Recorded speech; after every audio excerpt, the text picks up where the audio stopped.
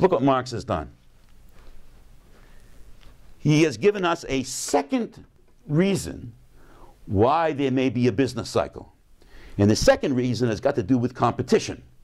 The very expansion of the capitalists, where I started, Honda, General Motors, and Ford, going on very robust competition in the automobile industry, in the TV industry, in the computer chip industry, in the food industry, and so forth, et cetera, throughout the entire economy, produces rising productivity of labor, rising composition of capital, lower average costs, lower prices, and paradoxically, the possibility of a recession, because the rate of profit is driven down so much that in reaction to a lower rate of profit, capitalists begin to cut back their demand for means of production, the demand for labor power, demand for credit, and so forth, etc., because they have to make decisions about the future now, and the now is at a lower rate of profit, and they get scared, they get fearful that the future doesn't look good. In other words, their mood and mind changes now. Their mood and their mind changes now. They become fearful over this future because the rate of profit is falling, and the rate of profit is an index of what, in their heads of what may happen, and so they begin to cut back, and you've got a recession. So that which is celebrated in capitalism, which is the market, that is celebrated by non-Marxian discourses, celebrated for its incentives, which is what we just went through, the incentive to innovate and so forth, carries with it the possibility of a recession. Okay? So that's the second thing that Marx has now shown. First thing we did before was the expansion carries within it the seeds of the possibility of a contraction. Here the very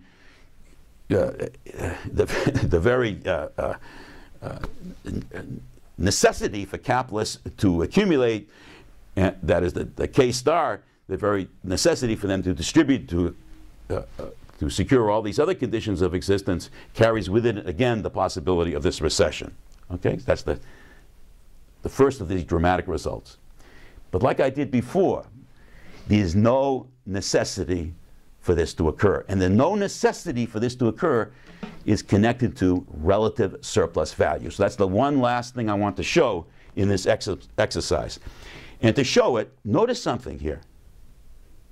That the unit value of this particular commodity is falling. If this is automobiles, it's a wage good.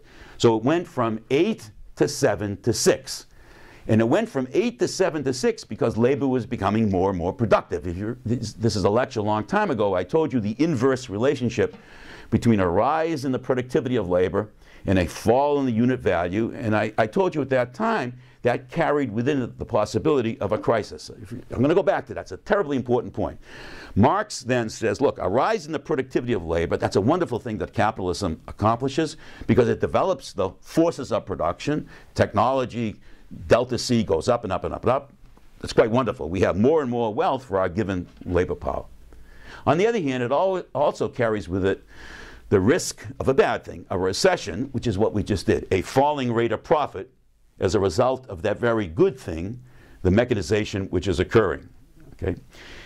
This, another way of saying the same thing, this result of rising productivity creates a lower unit value, and that lower unit value produces another good thing, which is what I'm going to show you now, of relative surplus value. So capitalism is contradictory. This recession need not occur because of this relative surplus value. So let's get that on the board. That's that analysis.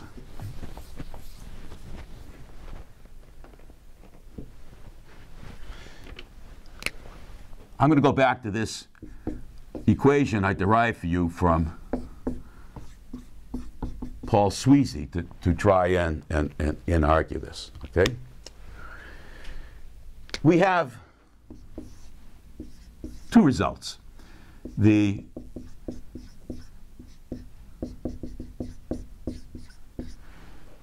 value of automobiles, unit value of automobiles, is falling.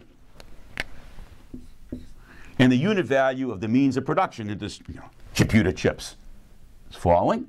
So the robust competition, if you ask yourself, why is this happening? This is happening because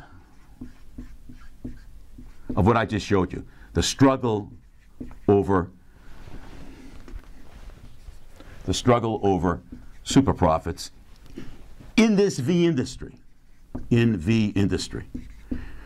And the same thing goes here.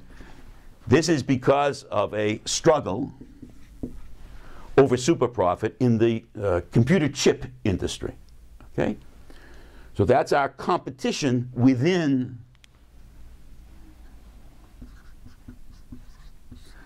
each of these industries. And as a result of that, the unit values fall. Well, look at this equation here. Let's see. If C is falling,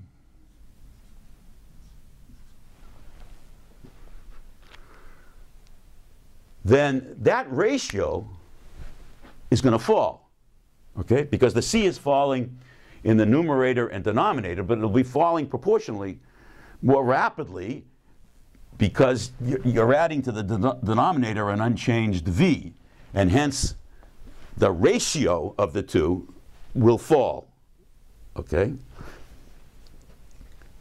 That means the R is going to be pushed up. So the cheapening of the C, if there's no other changes, is going to push up the rate of profit. Well, we got two different results then.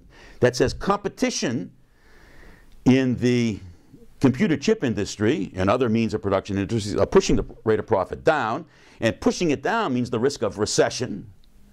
On the other hand, the very cheapening of the means of production implies that those industries which are purchasing means of production get the benefit of a cheaper C. And hence, that's going to push their rate of profit, and therefore the rate of profit in the economy, up. An example. Robust competition in the computer chip industry creates a potential disaster for each one of these producers. Why? Because the rising composition of capital in that industry is driving down the rate of profit. The productivity is going up rapidly, and hence you have the risk of a cutback in that industry. On the other hand, cheaper computer chips is a tremendous benefit to the TV industries and all the other industries that are purchasing the chips, because their C is being in the TV industry is being cheapened, and that increases the profit rate in the TV industry because they're using these chips. So when you look at the economy as a totality, you have the benefit to those industries that are buying this cheaper C, the TV and all the wage good industries and so forth, etc. And then, of course, on the other hand, you have the problems arising in those industries which are going through intense competition. And so the net impact on the economy is quite problematic. I shall come back to that in a moment. Okay? Coupled with this, we have not only cheaper C as a result of competition, but we have cheaper V.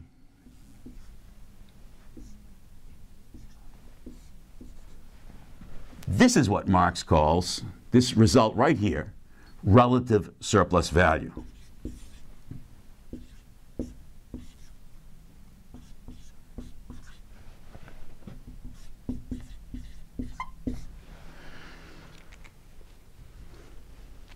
The cheapening of V goods, what does that mean? Well, let's go back and do this again. I've done this many times, but I'm going to do it again. The value of labor power is equal to two things. The unit value of the wage goods times the wage goods that the workers consume. So this component is the real wage, the standard of living of workers. This is the unit value of that real wage. This is the goods that the workers actually can purchase. Okay, this right here, the real wage. This, of course, is the price of those goods. So what we have here is that this thing is falling in labor time. This thing is being pushed down by robust competition.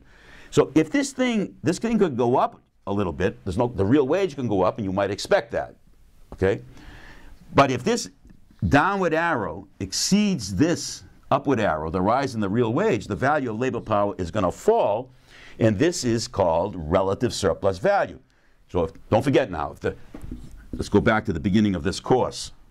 If this is the length of the workday, if this was V, and if this was surplus.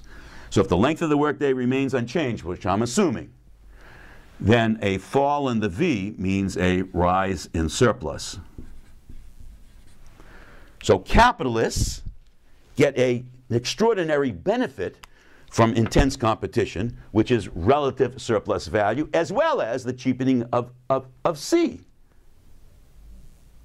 So if you put it all together, we have an interesting and fascinating contradiction in an economy like the United States, a kind of chaos that's going on, which is intense competition in each and every industry is pushing this rate of profit down. On the other hand, the very intense competition is setting forth all kinds of cheapening of C and V of the economy, which is pushing the rate of profit up. So on one hand, the rate of profit is pushed down. On the other hand, it's being pushed up by this is the cheapening effect, the relative surplus value, the cheapening of C. This one over here, this arrow right here is mechanization. Okay? And these two effects that I have you, the arrows being pushed up and down, are a result of the same process. They're not too different. The same process being expansion, which set all this in motion. And so what happens to the rate of profit is uncertain. Marx captures this by saying, yes, there's a tendency for the rate of profit to fall because of a rise in the composition of capital. But there's also a counter-tendency which tends to offset it, which is relative surplus value and the cheapening of C. You'll find this in volume 3 of Capital. And hence the result at any moment is uncertain. To use our language, the rate of profit is overdetermined by these two different contradictory forces. I want to come back, then I'll stop on this. I want to come back to one last a point on this C, since it's very important. It's very controversial within the Marxian literature, but it's very, very important in terms of this cheapening of C in particular, but cheapening of C and V. But I want to focus on the cheapening of C. Okay? So let me just erase this, leave this on the, well, I'll just erase it and put it on again.